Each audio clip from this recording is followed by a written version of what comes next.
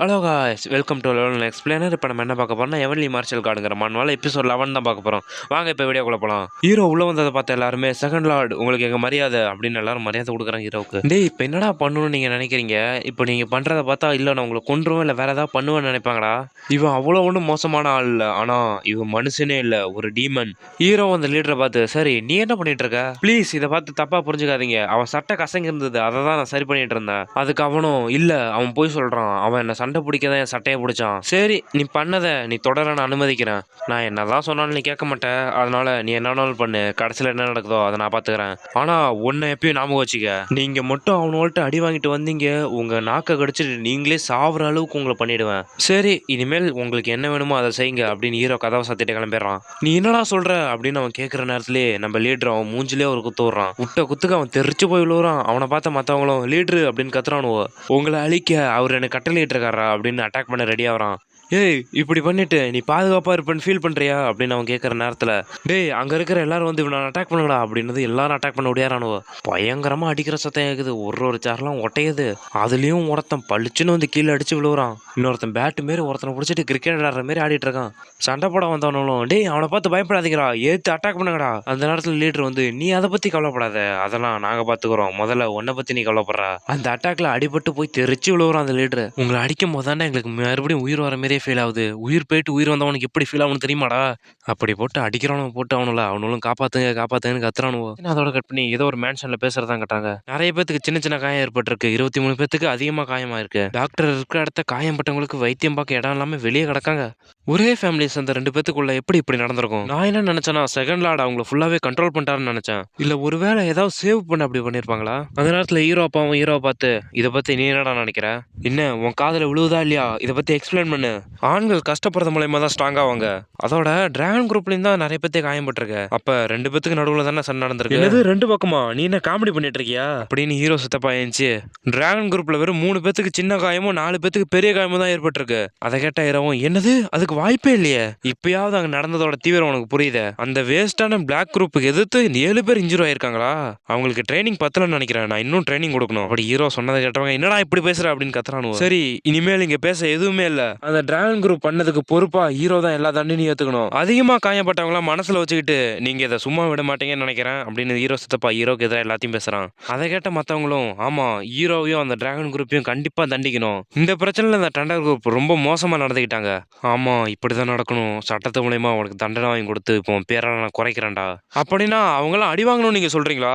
யாரு சொல்றான்னு பார்த்தா ஹீரோ தான் சொல்றான். அந்த பிளாக் குரூப் அவங்க தான் முதல்ல சண்டை ஆரம்பிச்சாங்க, அப்ப அவங்க அடிக்கும் போது நாங்க தாங்கிட்டு இருக்கணும் நீங்க சொல்றீங்களா? இது ஒரு மார்ஷல் ஆர்ட் ஃபேமிலி தானே, நாங்க ஒன்றும் பவருக்காக ஃபைட் பண்ணல. நீங்க சொல்றீங்களே அதே எங்க ஆப்பனண்ட் ஹங்கி ஃபேமிலியா இருந்தா என்ன பண்ணுவீங்க? பிங் ஃபேமிலி மட்டும் அட்டாக் பண்ணியிருந்தா இது ஒரு பெரிய பிரச்சனையா தான் இருந்திருக்கும். ஆமா நீ சொல்றது சரிதான், என்னதான் அது இன்னொரு குரூப்பா இருந்தாலும் அவங்க தானே ஃபர்ஸ்ட் அட்டாக் பண்ணாங்க. சே இது இன்னும் ரொம்ப கஷ்டமா இருக்கு, நீங்க எதையும் சேஞ்ச் பண்ண நினைக்காத, அந்த பிளாக் குரூப்ல தான் நிறைய பேர் அடிபட்டிருக்காங்க, அதான உண்மை.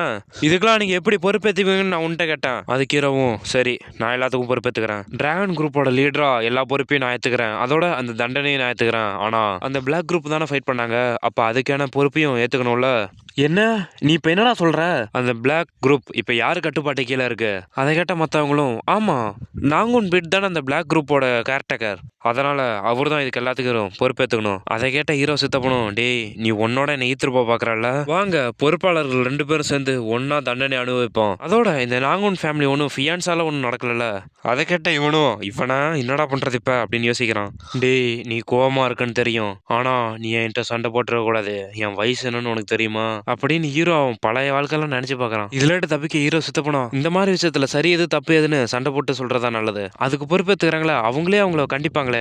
அதை கேட்ட ஒரு எழுறோம் சரி நான் இதுக்கு ஒத்துக்கிறேன். அதை கேட்ட மத்தவங்களும் ஆமா நானும் ஒத்துக்கிறேன், இது அவங்க போக்கிலே விட்டுறலாம், அதுல நம்ம சம்மதப்பட வேணாம். அதுக்கு ஹீரோவும் நல்ல தீர்ப்பு கொடுத்துருக்கீங்க அப்படின்ட்டு கிளம்புறான். அதை பார்த்து ஹீரோ சித்தப்பனும் இந்த அவமானத்தை உனக்கு கண்டிப்பா நான் திரும்ப தர வேண்டாம் அப்படின்னு தமிழ் படம் இல்ல மாரி பேசிட்டு இருக்கான். அந்த சீன் அதோட கட் பண்ணி ஜெயில் மாதிரி இருக்கிறவட இடத்த தான் கட்டுறாங்க. அங்க உள்ள இருக்கிறவனும் எனக்கு ரொம்ப பசிக்குது அப்படின்னு புலம்புறானுவோ.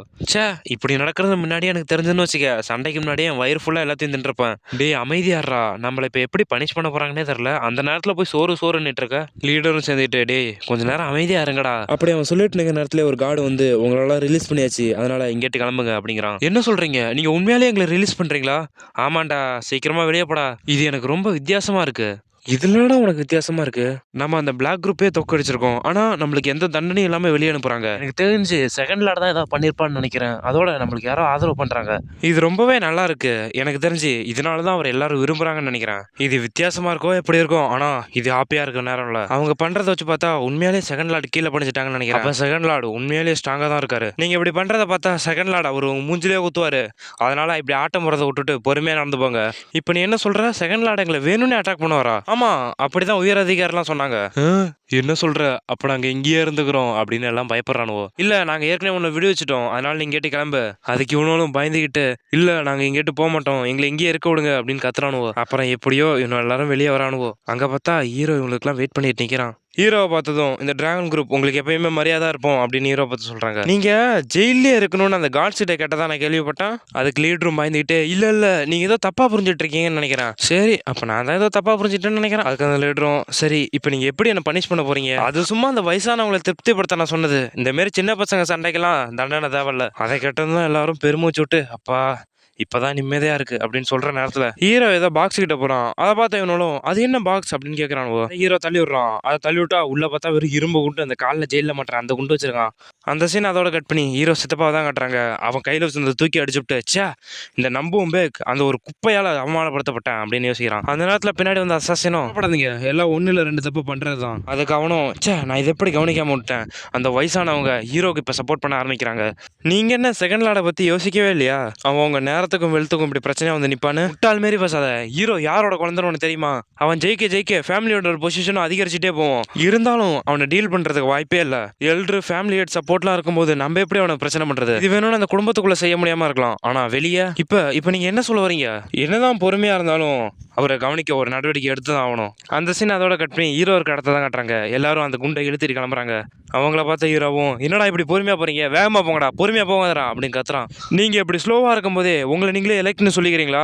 அவனோட மூச்சு வாங்கிக்கிட்டு நான் இதை ஒருபோதும் செஞ்சதில்ல நான் இங்கிட்டு வெளியே போறேன் அப்படின்னு மூச்சு வாங்கிட்டே சொல்றானுவோ. அந்த சீனை கட் பண்ணி குளிர்காலத்துல தான் காட்டுறாங்க. ஹீரோவும் ச்சே அப்படின்னு குளிர்ல நடுங்கிட்டு இருக்கான். இந்த 9 பிளாக்கேஜ் இந்த குளிர்காலத்துல இன்னும் கடுமையா வேலை செய்த அந்த நேரத்துல அவளுக்கு வந்து உங்களுக்கு சாப்பாடு வந்துருச்சு வாங்க சாப்பிடுங்க அப்படின்னு கூப்பிடுறா.